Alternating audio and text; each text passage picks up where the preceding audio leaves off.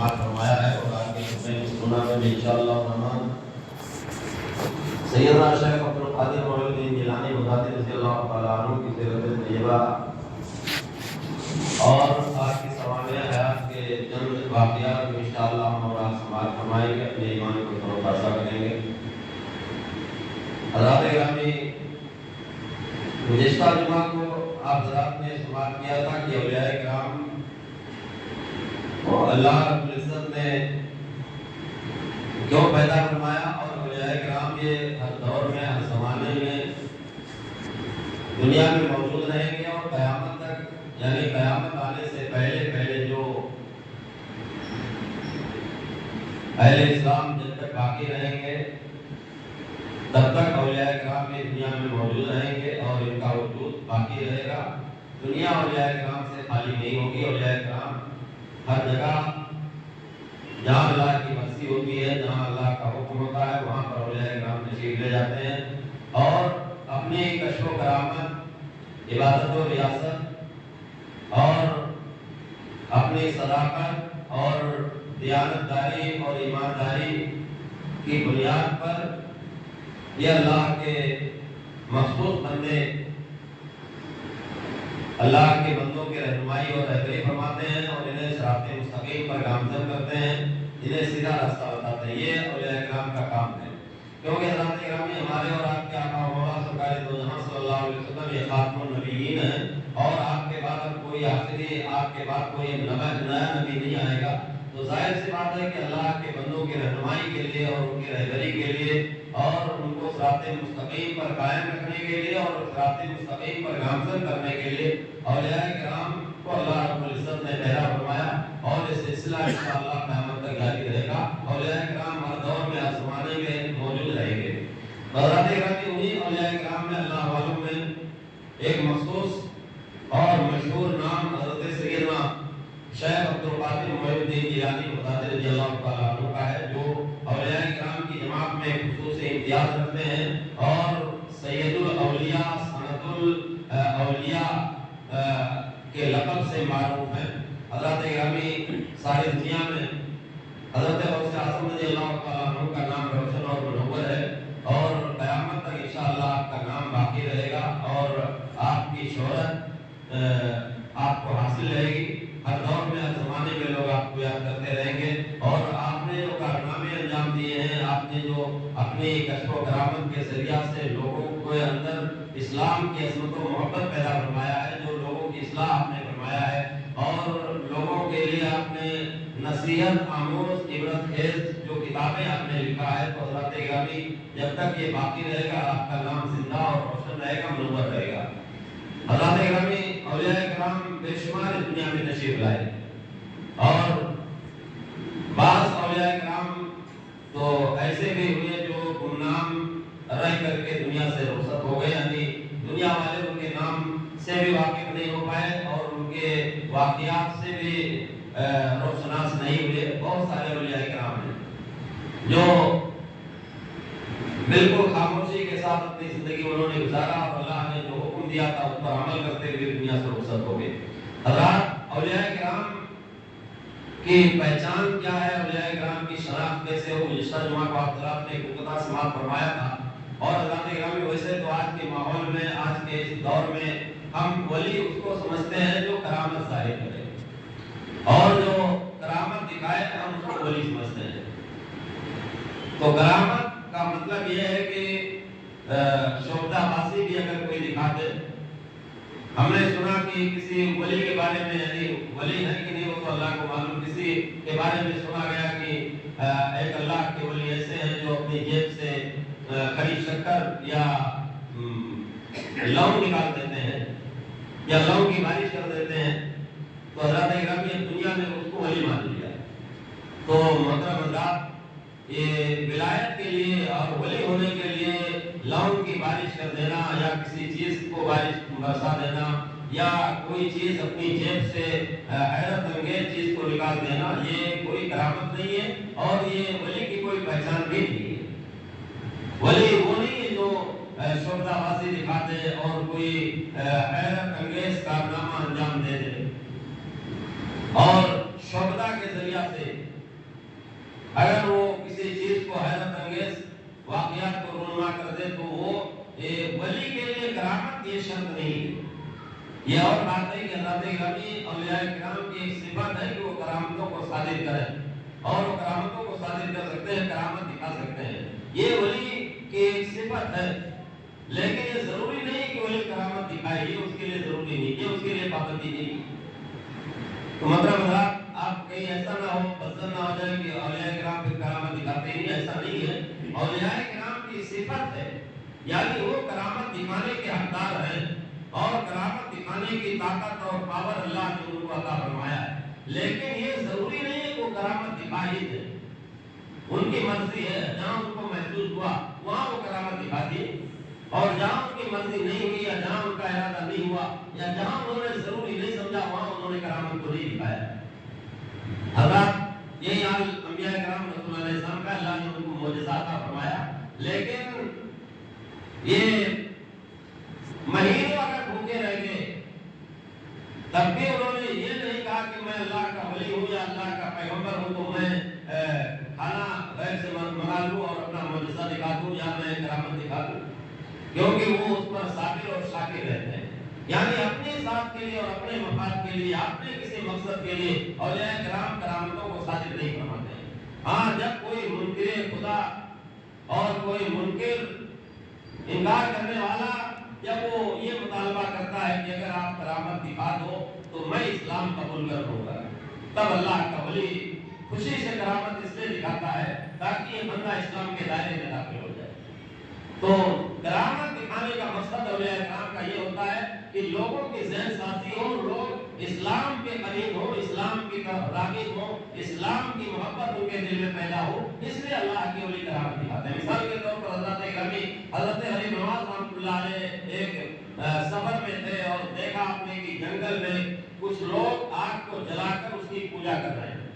تو حضرت علی نواز رحمۃ اللہ علیہ نے فرمایا کہ تم لوگ اس کو اپنا خدا مان کر اس کو پوجتے ہو تو اس سے تمہیں فائدہ کیا ہوگا؟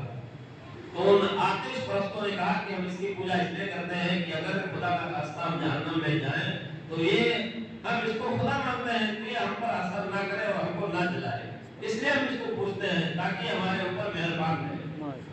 تو مطلب حضرت علی نواز رحمۃ اللہ علیہ نے فرمایا کہ حیرت کی بات ہے تم اس کو زمانے سے پوجتے چلے آ رہے ہو، تو اس میں اگر تم ہاتھ ڈال دو ہم دیکھیں کہ تمہارا ہاتھ جلتا ہے کہ نہیں. تو ان پجاریوں نے کہا، آگ پرستوں نے کہا کہ یہ تو آگ کی صفت ہے، آگ کا کام ہے جلانا، تو ہمارا ہاتھ تو ضرور جلے گا.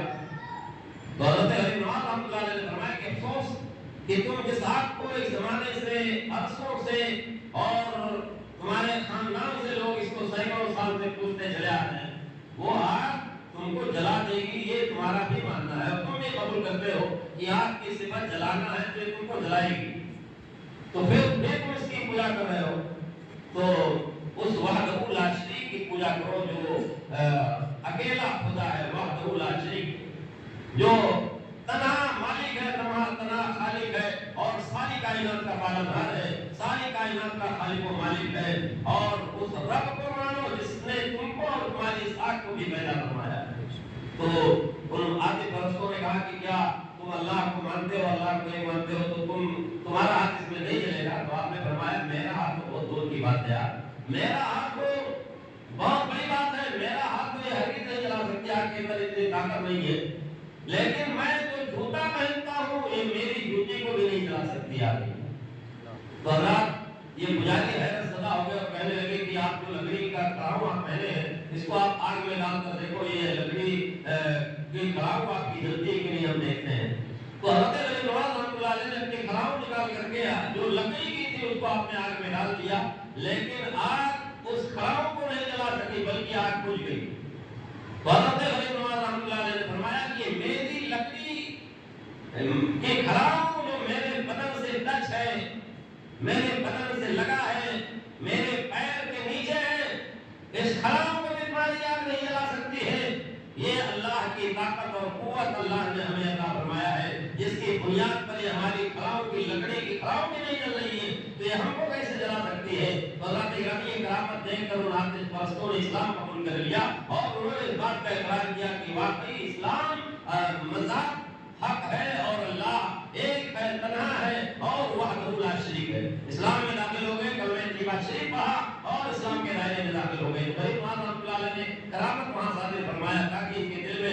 उम्मत में इस्लाम पैदा हो। हज़रत बायज़ीद बुस्तामी रहमतुल्लाह अलैह के ज़माने में अल्लाह के वलियों की ताकत क्या है, अल्लाह के वलियों जो रूहानी तस्वुर कितना है।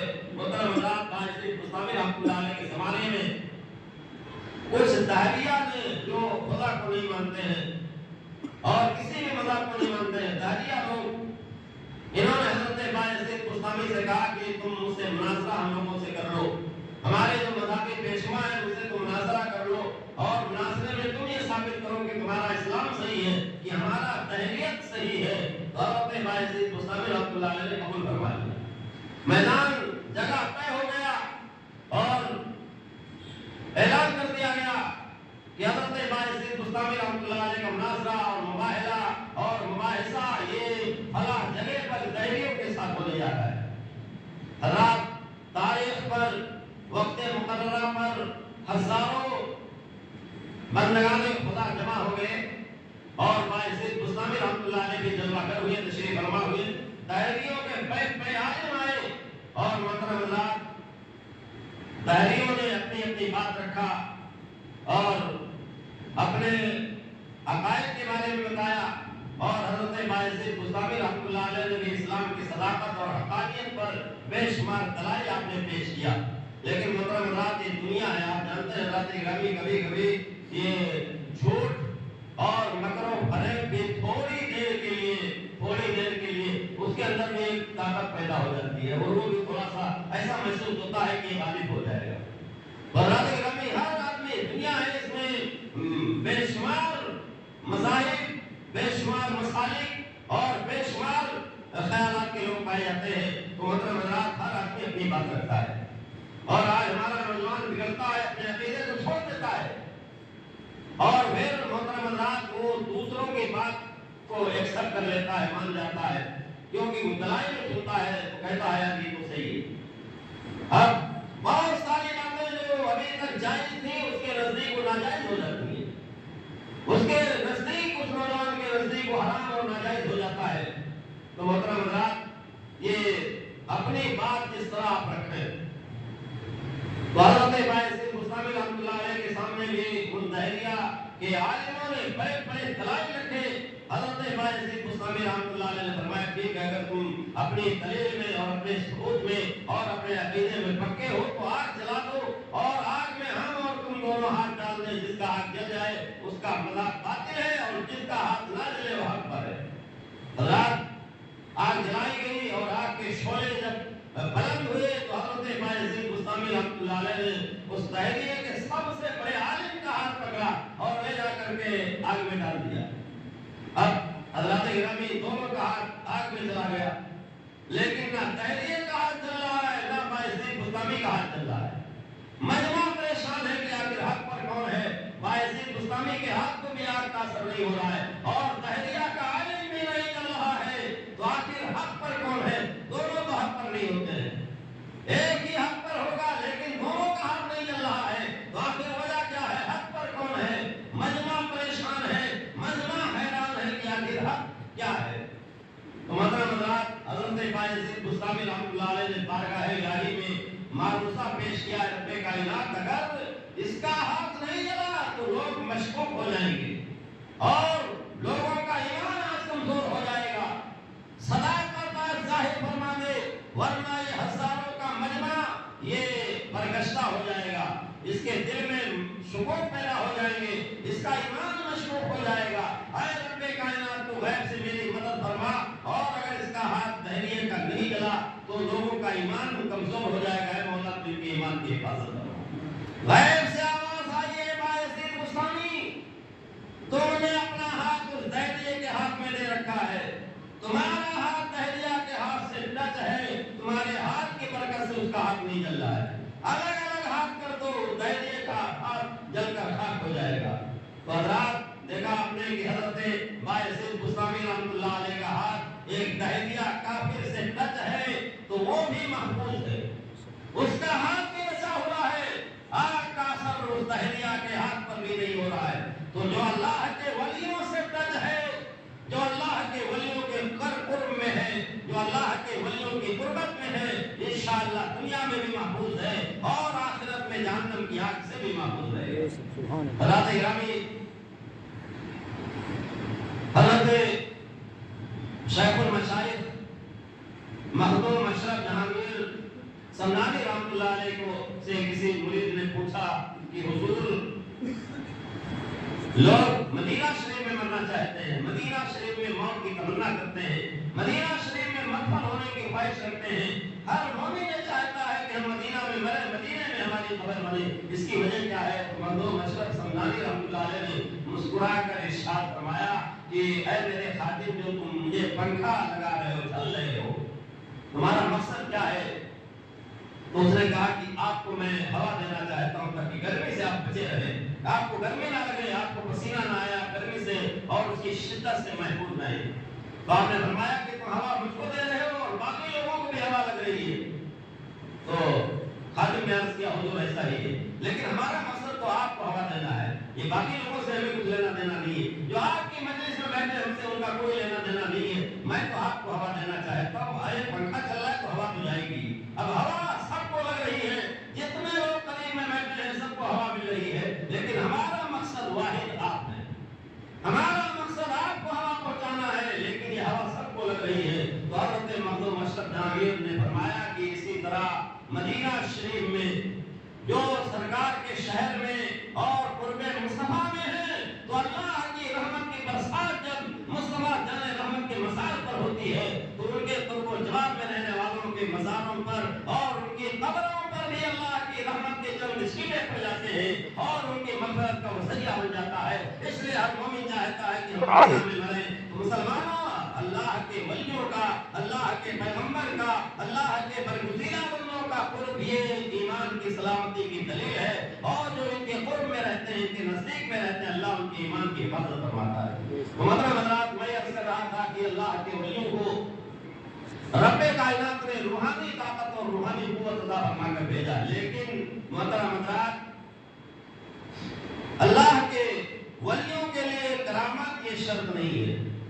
اللہ کے ولی یہ کرامت دکھانے کے پابند نہیں ہوتے ہیں، اور کرامت دکھانا ان کے لیے لازم اور ضروری نہیں ہوتا ہے، یہ ان کی مرضی ہے کہ وہ کرامت دکھائیں یا نہ دکھائیں۔ تو حضرات گرامی، جیسے ہر لائن میں آپ نے دیکھا ہوگا، ہر لائن مولویوں کی لائن، عالموں کی لائن، اماموں کی لائن، اور حضرات گرامی اگر دنیا داری سے چھوڑ دے، دینداری کو چھوڑ کر دنیا داری میں دیکھیں تو وکیلوں کی لائن، انجینئروں کی لائن، ڈاکٹروں کی لائن اور بڑے بڑے پیشاوروں کی لائن، یہ ہر لائن کے لوگ دنیا میں پائے جاتے ہیں، اور محترم حضرات انہی لائنوں سے وہ پہچانے جاتے ہیں۔ لیکن آپ دیکھتے ہیں کہ ہر لائن میں غلط لوگ بھی شامل ہیں، یعنی اصلی کے ساتھ نقلی بھی جڑے ہوئے ہیں، اصل کے ساتھ نقل بھی ہے اور اصلی لوگوں کے ساتھ نقلی لوگ بھی جڑے ہوئے ہیں۔ تو محترم حضرات، اب اگر سینکڑوں وکیل میں ایک آدھے وکیل نے، مطلب ایک دو وکیل نے گڑبڑ کر دیا تو اس کا مطلب یہ نہیں کہ سب وکیل خراب ہیں۔ اگر کچھ ڈاکٹروں نے غلط کر دیا تو اس کا مطلب یہ نہیں کہ ہر ڈاکٹر خراب ہے۔ اگر کچھ انجینئروں نے کچھ غلط کر دیا تو اس کا مطلب نہیں کہ ہر انجینئر خراب ہی ہے۔ تو حضرات گرامی، اسی طرح یہ پورا سماج، یہ پورا معاشرہ، اس میں جو ہر لائن سے لوگ جڑے ہوئے ہیں، پیشہ سے جڑے ہیں، کاروبار سے جڑے ہیں یا کسی تعلیم سے جڑے ہیں، تو حضرات گرامی ہر جماعت میں اور ہر فیلڈ میں، ہر لائن میں کچھ لوگ نقلی بھی شامل ہو جاتے ہیں، لیکن اس کا مطلب یہ نہیں کہ نقلی شامل ہو گئے تو اصلی سے خراب ہو گئے۔ حضرات گرامی، اسی طرح عالموں کے بارے میں سنتے ہیں، اب تو آج سوشل میڈیا کا دور ہے، ہر بات فوراً پہنچتی ہے تو کوئی چھپانے کی بات نہیں، بہت سارے عالموں کے لباس میں اور بہت سارے اماموں کی لائن سے جڑے ہوئے لوگ، عالم سے جڑے ہوئے لوگ یہ بھی غلط کر دیتے ہیں۔ تو اس کا مطلب یہ نہیں کہ ہر عالم غلط ہو گیا، اب آپ اس زمرے میں ہر عالم کو نہیں لا سکتے ہیں۔ تو محترم حضرات، ہر لائن میں لوگ اصل کے ساتھ یہ نقل جڑا ہوا ہے، نقلی بھی جڑے ہوئے ہیں اور سامانوں کے ساتھ بھی جڑا ہوا ہے، اصلی سامان، نقلی سامان، ڈپلیکیٹ سامان، تو ایسا بہت سارا سامان دنیا میں، اصلی شہد ہے تو نقلی بھی شہد ہے، اصلی گھی ہے تو نقلی بھی گھی موجود ہے۔ تو حضرات گرامی، اس کا مطلب یہ نہیں کہ اب اصل ہے ہی نہیں، اصلی شہد اب دنیا میں ہے ہی نہیں، ایسا ہم نہیں بول سکتے ہیں، ہے لیکن ہم پہچانے اس کو۔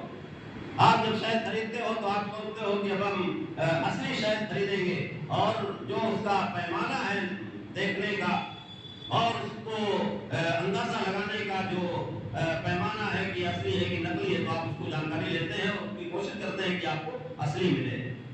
تو محترم حضرات، دیکھا آپ نے کہ آپ کا بھی یقین ہے کہ دنیا میں اصلی شہد بھی اور نقلی شہد بھی ہے، لیکن آپ اصلی کو لے لیتے ہیں، نقلی کو چھوڑ دیتے ہیں، کبھی کبھی پھنس بھی جاتے ہیں، نہیں سمجھ پائے تو پھنس بھی جاتے ہیں۔ تو حضرات گرامی، لیکن یہ تو آپ مانتے ہیں کہ اصلی بھی ہے، سب نقلی اور ڈپلیکیٹ نہیں ہے۔ تو اسی طرح حضرات گرامی، اولیاء کرام کی مبارک اور مقدس جماعت میں بھی کچھ نقلی اگر آ گئے تو اس کا مطلب یہ نہیں کہ ہر ولی معاذ اللہ خرابی ہو گیا۔ ہم نقالوں کو دیکھ کر کے اولیاء کرام سے پسند نہ ہو، اولیاء کرام سے دور نہ ہو، اور یہ نہ کہیں کہ ولی ایسے ہی ہوتے ہیں معاذ اللہ۔ ولی جو اللہ کے ولی ہیں، یقیناً وہ اللہ کے ولی ہیں، اور جو مردود ہیں وہ اللہ کے ولی ہرگز نہیں ہیں۔ برادر گرامی، ولی کی پہچان یہ ہے کہ وہ پابند شرع ہو، شریعت کی پابندی اس کے اندر ہو، اور مصطفیٰ جان رحمت صلی اللہ علیہ وسلم کی سنتوں پر عمل کرنے والا ہو۔ اگر وہ سنتوں پر عمل نہیں کر رہا ہے، فرائض اور واجبات پر عمل نہیں کر رہا ہے، سنن اور نوافل کا اہتمام نہیں کر رہا ہے، اور نبی کریم صلی اللہ علیہ وسلم کی اتباع نہیں کر رہا ہے، تو حضرات گرامی ولی ہرگز نہیں ہو سکتا ہے۔ ولایت سے اس کا کوئی واسطہ اور سمبندی نہیں ہے۔ حضرات گرامی، آج جو لوگوں نے، نقالوں نے یہ پروپیگنڈا پھیلا رکھا ہے کہ ہم روحانی والے ہیں، ہم نماز نہیں پڑھے تو چلتا ہے، ہم روحانیت کی منزل میں ہیں، ہم طریقت میں ہیں، ہم معرفت میں ہیں، ہم حقیقت میں ہیں، شریعت سے کوئی تعلق نہیں ہمارا۔ تو آپ کہتے ہیں نماز معاف، ہم شریعت والے نہیں، طریقت والے ہیں، بڑے فخر سے کہیں گے ہم طریقت والے ہیں، ہم کو نماز نہیں پڑھے تو چلتا ہے۔ تو محترم حضرات، یہ طریقت، معرفت اور حقیقت، یہ بغیر نماز کے، تو بغیر نماز کے، بغیر دینداری کے، بغیر مصطفیٰ کی سنتوں پر عمل کرتے ہوئے تو مکمل تو مسلمان ہی نہیں ہو سکتا ہے۔ تو یہ معرفت، حقیقت اور طریقت تو بہت دور کی بات ہے۔ تو ابھی شریعت میں داخل نہیں ہوا۔ علماء فرماتے ہیں کہ یہ معرفت کی پہلی منزل اور طریقت کی پہلی منزل یہ شریعت ہے۔ شریعت پر اگر کوئی عمل نہیں کرتا ہے تو طریقت اور معرفت تو بہت دور کی بات ہے، وہ ان کو قریب بھی اس کے نہیں پہنچ سکتا ہے۔ تو شریعت ایک پہلی منزل ہے، اور حضرات گرامی اس کی مثال ہم ایسے بھی سمجھ سکتے ہیں کہ ہمارے سر میں اگر بال ہے تو ہم مانگ نکالتے ہیں، یعنی گنگا کرتے ہیں تو مانگ نکالتے ہیں، بیچ میں تو سنت ہے تو مانگ نکال لیتے ہیں لوگ، سائڈ میں یا بیچ میں۔ تو حضرات گرامی، یہ بال اگر ہو گئے تب مانگ نکلے گا نا، اگر بال نہیں، سر پہ بال ہی نہیں ہے، ٹکلے ہو، تب کوئی مانگ نہیں نکلے گی، مانگ کا پتہ ہی نہیں چلے گا، مانگ آپ نہیں نکال پائیں گے۔ ایسے بغیر بال کی مانگ نکلتی نہیں۔ تو علماء فرماتے ہیں کہ بال یہ شریعت ہے اور مانگ اب یہ طریقت ہے۔ تو یہ مانگ کب ہوگی؟ جب آپ کا بال ہوگا، یعنی شریعت ہوگی، تب آپ معرفت میں داخل ہوں گے، تب آپ طریقت میں داخل ہوں گے، تب آپ حقیقت میں داخل ہوں گے، اور اگر شریعت نہیں ہے تو آپ کہیں بھی داخل نہیں ہوں گے، تب جاہلوں میں آپ داخل ہوں گے، اور اگر آپ ولایت کا دعویٰ کریں گے تو گمراہیت میں داخل ہوں گے۔ حضرات گرامی، جو ہم نے معیار بنا رکھا ہے کہ ولی وہ ہے جو کرامت دکھا دے، باقی وہ نماز کی پابندی نہ کرے، شریعت کی پابندی نہ کرے، تو وہ ولی ہرگز نہیں ہو سکتا ہے۔ ولی وہ ہے جو نمازوں کی پابندی کرے، شریعت مصطفیٰ کا احترام کرے، شریعت مطہرہ پر عمل کرے۔ حضرت جنید بغدادی رضی اللہ تعالیٰ عنہ فرماتے ہیں کہ اگر تم کسی کو دیکھو کہ وہ ہوا میں اڑ رہا ہے لیکن وہ نماز نہیں پڑھتا ہے تو ولی ہرگز نہیں ہو سکتا ہے۔ تو ہوا میں اڑنے کی بنیاد پر کوئی ولی نہیں بنے گا، اور ہوا میں پرواز کرنے کا نام ولایت نہیں ہے، بلکہ شریعت مصطفیٰ پر عمل کرنے کا نام ولایت ہے۔ اور حضرات گرامی، ایسے ہی ولیوں کو دیکھ کر ہم اولیاء کرام سے پسند ہو گئے، یہ ایسے ولی رہتے ہیں معاذ اللہ رب العالمین، لیکن ہرگز ایسا نہیں ہے۔ جو اصلی ہے وہ شریعت مصطفیٰ کے پابند ہیں، جو اصل ولی ہے وہ شریعت مصطفیٰ کا احترام کرتے ہیں، فرائض و واجبات پر عمل کرتے ہیں۔ اور جن کو دیکھو یہ 10 انگوٹھی پہن کر 10 انگلیوں میں 10 سب انگلیوں میں ایک انگوٹھی، یعنی 10 انگوٹھی۔ حرام کیا ہے، حلال کیا ہے، اسلام نے جائز کیا کہا ہے اور ناجائز کیا کہا ہے، اسے کوئی لینا دینا نہیں، شریعت ہم کو مطلب ہی نہیں بولتے ہیں۔ 10 انگوٹھی پہن لیں گے اور نہ جانے کتنے رنگ برنگے کپڑے پہن لیں گے، اور ولایت کا دعویٰ کسی پر انگلی نہیں اٹھا رہا ہوں، جو حقیقت ہے وہ عرض کر رہا ہوں۔ اور ایسے لوگوں کو دیکھ کر پھر نوجوان بدزن ہو جاتا ہے اور ولیوں سے دور ہو جاتا ہے کہ ایسے ولی رہتے ہیں، اس لیے ولیوں سے ہم دور ہو جاتے ہیں۔ لیکن دسوں ولیوں میں انگوٹھی پہننے اور رنگی برنگی کپڑے پہننے کا نام ولایت نہیں ہے۔ ولی وہ ہوتے ہیں جو شریعت مصطفیٰ پر عمل کرتے ہیں اور قانون مصطفیٰ کا احترام کرتے ہیں، وہ ولی ہوتے ہیں۔ حضرات گرامی، ولایت یہ شریعت مصطفیٰ پر عمل کرنے کا نام ولایت ہے، اور ہم نوجوانوں سے گزارش کریں گے کہ اولیاء کرام سے ان کو دیکھ کر بدزن نہ ہو۔ چرسی، گنجڑی، افیمی یہ ہرگز ولی نہیں ہو سکتے ہیں۔ ولی وہ ہوتے ہیں جو شریعت مصطفیٰ پر عمل کرتے ہیں اور جن کو اللہ رب العزت اپنا قرب عطا فرما دیتا ہے، یہ اللہ کے ولی ہوتے ہیں۔ حضرات گرامی، ولایت ایک عظیم منصب ہے جو اللہ جس کو چاہتا ہے عطا فرما دیتا ہے اور جس کو چاہتا ہے اس منزل میں داخل فرما دیتا ہے۔ حضرت بہلول دانا رحمۃ اللہ علیہ یہ مجذوب قسم کے ولی ہو کر گزرے ہیں۔ مجذوب قسم کے ولی کا ابھی یہ تعریف کرنے کا وقت نہیں ہے۔ تو حضرت گرامی بہلول دانا رحمۃ اللہ علیہ اللہ کے ولی ہیں، اور ایک مرتبہ یہ بغداد شریف میں جب رہتے تھے تو ہارون رشید کا دور حکومت تھی، خلافت کی مطلب، تو اس نے کئی مرتبہ آپ کو اطلاع دیا کہ آپ ہمارے محل میں کمرے لے آ جاؤ، آپ نے کہا نہیں آؤں گا۔ بہت مرتبہ بلایا اس نے اور اپنے محل میں آنے کے لیے بہت مرتبہ کوشش کیا کہ بہلول دانا کو کسی طرح اپنے محل میں لے آئے، لیکن نہیں آیا۔ ایک دن بہلول دانا ہارون رشید کے محل سے نیچے سے گزر رہے تھے۔ بہلول دانا کو جب ہارون رشید نے دیکھا تو اپنے سپاہیوں سے کہا کہ موقع اچھا ہے، جاؤ رسی میں باندھو، جلدی سے کھینچ لو، ایسے نہیں آ رہا ہے تو اب تو آئے گا۔ سپاہی دوڑتے ہوئے گئے، بہلول دانا کو رسی میں باندھ دیا اور فوراً رسی کھینچا تو بہلول دانا یہ ہارون رشید کے دربار میں جا کر کھڑے ہو گئے۔ ہارون رشید نے پوچھا کہ اے بہلول دانا، تم اللہ کے قریب کیسے پہنچ گئے، یعنی ولی کیسے بن گئے، اللہ کا قرب کیسے حاصل ہو گیا؟ تو آپ نے فرمایا کہ جس طرح میں تمہارے دربار میں پہنچ گیا اسی طرح میں اللہ کے دربار میں پہنچ گیا۔ تو ہارون رشید نے پوچھا کہ پھر تم ہمارے دربار میں کیسے پہنچ گئے؟ تو آپ نے فرمایا کہ جیسے میں اللہ کے دربار میں پہنچا ویسے میں تمہارے دربار میں پہنچ گیا۔ اب ہارون رشید نے کہا کہ میں کچھ سمجھا نہیں، تم کیا کہنا چاہتے ہو؟ تو آپ نے فرمایا سیدھی سی بات ہے، جب تم مجھے بلانا چاہتے تھے تو میں نہیں آ رہا تھا، اور میں شاہی دربار میں نہیں آنا چاہتا تھا، میرا دل گوارا نہیں کرتا تھا، لیکن تمہارے دل میں خواہش تھی، طلب تھی کہ بہلول دانا یہ ہمارے گھر میں قدم رکھے، ہمارے محل میں آئے، یہ تمہاری خواہش تھی اور تم بہانہ ڈھونڈ رہے تھے، موقع تلاش رہے تھے۔ آج اتفاق سے میں تمہاری اس مکان کے سامنے سے گزرا تو تم نے رسی میں بندھوا کر مجھے کھینچ لیا، میرا ارادہ آنے کا نہیں تھا لیکن تم نے زبردستی کھینچ لیا۔ اسی طرح جب رب کو منظور ہوتا ہے کہ کسی بندے کو اپنا قرب عطا فرما دے تو بندہ اسی طرح رسی پھینکوا کر کے وہ اپنے دربار میں کھینچ لیتا ہے اور بندہ اللہ کے دربار میں پہنچ جاتا ہے۔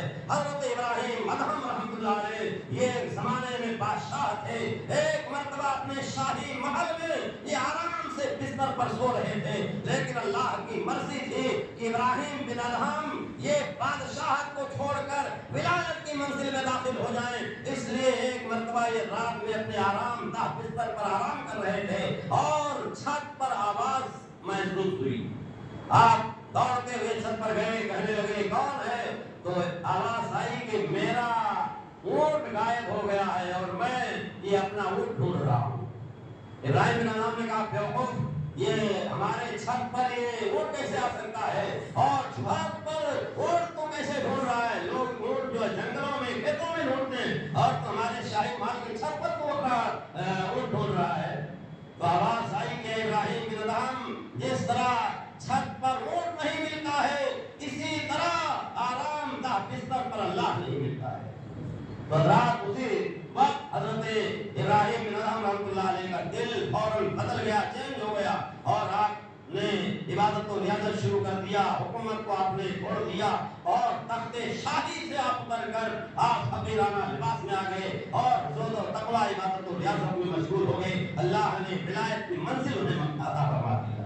برادر گرامی، جب اللہ کسی بندے پر راضی ہوتا ہے اور ولایت کی منزل عطا فرمانا چاہتا ہے تو ٹرننگ پوائنٹ جس طرح آپ کی زندگی میں कभी कभी आता है। इसी तरह विलायत के लिए भी टर्निंग पॉइंट कोई चीज बन जाती है और अल्लाह का एक खास बंदा, ये अल्लाह का आम बंदा, ये अल्लाह के मखसूस बंदों में उसका शुमार हो जाता है। हजरत मुबारक इब्ने मुबारक रहमतुल्लाह अलैह का नाम तारीख की किताबों में, बड़ी बड़ी किताबों में आपका वाक़या बयान किया जाता है। तो हजरत इरामी एक आपके वाक़या से ताल्लुक से, आपकी जिंदगी के ताल्लुक से वाक़या बहुत मारूफ है, लेकिन हजरत इरामी थोड़ा सा हटकर है। आप ये ना सोचें कि मस्जिद में वाक़या कैसे बयान होगा।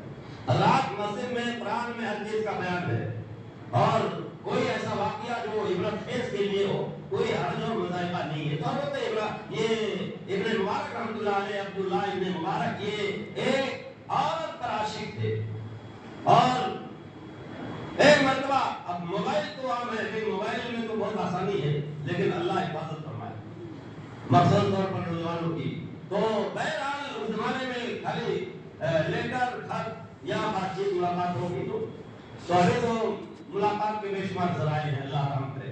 तो उस औरत ने कहा कि फला जगह पर आप आ जाइए, मैं रात में वहां मिलूंगी। हजरत इब्राहिम अब्दुल्लाह इब्ने मुबारक जाकर पहुंच गए। पूरी रात गुजर गई, औरत नहीं आई और फजर की अज़ान होने लगी। जब मुअज्जिन ने अल्लाहु अकबर की सदा बुलंद किया, हय्या अलल फलाह और हय्या अलल सलाह की सदाएं उसने बुलंद किया, तो हज़रत अब्दुल्लाह इब्ने मुबारक के कान खड़े हो गए और कहने लगे, मैं तो पूरी रात उसके इंतजार में खड़ा रहा और आई भी नहीं। पूरी रात में जागता रहा तो अज़ान हो गई सुबह की। फौरन आपकी जिंदगी में टर्निंग पॉइंट आ गई और आपने कहा कि मालिक मौला आपको मुझे माफ कर दे। एक दुनिया की फानिया मोहब्बत में मैंने पूरी रात कुर्बान कर दिया और मैं नाकाम और नामुराद रहा। अगर मैं पूरी रात अल्लाह की इबादत और रियासत में गुजार दिया होता तो अल्लाह मुझसे राज़ी और खुश हो जाता, मैं अल्लाह का कुर्ब हासिल कर लेता। और आपने दिल में तौबा किया और दूसरे दिन से आप इबादत और रियासत में मजबूर हो गए और अल्लाह के वलियों में हजरत अब्दुल्लाह इब्ने मुबारक का शुमार होने लगा। हजरत इरामी, इसी तरह हजरत फुज़ैल बिन अयाद रहमतुल्लाह अलैह, ये बहुत बड़े डाकू और चोर थे पहले और बड़ी बड़ी चोरी और डकैती किया करते थे। एक घर में ये दीवार में सुराख करके, जिसको सैन मारना कहते हैं, सैन लगा करके हजरत फुज़ैल बिन अयाद रहमतुल्लाह अलैह और उनके तमाम साथी चोर ये एक मकान में दाखिल हुए। रात की तारीकी है, रात का सन्नाटा है, सारी दुनिया गफलत में है और सारी दुनिया में खामोशी छाई है, लोग अपनी नींद की आगोश में हैं। हज़रत गिरामी फुज़ैल बिन अयाद उस मकान में दाखिल हुए। एक कमरे से कुरान की तिलावत की आवाज आती है और कोई कारी कुरान पढ़ रहा होता है, अलम यानी लिल्लज़ीना आमनू अन तख़शा क़ुलूबुहुम लिज़िक्रिल्लाह। क्या ये वक्त नहीं आया कि एक मुसलमान का दिल अल्लाह के खौफ से लड़क जाए और गुनाहों से तौबा कर ले? ये आवाज का सुनना था, ये आयत कान में जैसे पहुंचती हज़रत फुज़ैल बिन अयाद के, तड़प जाते हैं और कहते हैं, या अल्लाह वो वक्त आ गया, या अल्लाह वो टाइम आ गया। फौरन तौबा करते हैं और बारगाह इलाही में अपने सर को झुका देते हैं और अर्ज करते हैं, मालिक मौला मेरी तू तौबा कबूल फरमा ले, आज से गुनाह से मैं ताइब होता हूँ और चोरी और डकैती से मैं दूर रहूंगा। फौरन उस मकान से निकल जाते हैं और अपने दोस्तों से कहते हैं कि आज से मैं चोरी करना बंद कर रहा हूँ, आज से मैं ये डाका सनी, चोरी सनी में छोड़ रहा हूँ। हज़रत गिरामी आपने तौबा कर लिया और फिर हज़रत फुज़ैल बिन अयाद रहमतुल्लाह अलैह जब वहाँ से निकलते हैं तो एक काफिले पर नजर पड़ती है। काफिले वाले कहते हैं, यहीं रुक जाओ, आगे बढ़ोगे तो फुज़ैल बिन अयाद का अड्डा है, वो हम लोगों का माल असबाब लूट लेगा और हमको कत्ल भी कर देगा। हज़रत फुज़ैल बिन अयाद रहमतुल्लाह अलैह कहते हैं, या अल्लाह, ये मैं कितना बड़ा सालिम हूँ कि तेरी मखलूक मुझसे डरती है। ऐ रब्बे कायनात, मैं सच्चे दिल से तौबा करता हूँ और आज से मैं ये गुनाह अज़ीम नहीं करूँगा। तो हज़रत गिरामी हज़रत फुज़ैल बिन अयाद रहमतुल्लाह अलैह फौरन इबादत और रियासत में लग जाते हैं, तस्बीह और तहलील में, अल्लाह के ज़िक्र व अस्कार में लग जाते हैं और हज़रत फुज़ैल बिन अयाद रहमतुल्लाह अलैह का शुमार अल्लाह के वलियों में और अल्लाह के मखसूस बंदों में होने लगता है। तो हज़रत गिरामी जब बंदा तौबा करता है और अल्लाह का कुर्ब हासिल करना चाहता है तो रब्बे कायनात उसको अपना कुर्ब मैसर फरमाता है। तो हज़रत गिरामी औलिया इकराम बेशुमार इस दुनिया में तशरीफ लाए और इंशाअल्लाह क़यामत तक आते रहेंगे और अपने फैज़ प्रकाश से मुस्तफ़ीद करते रहेंगे।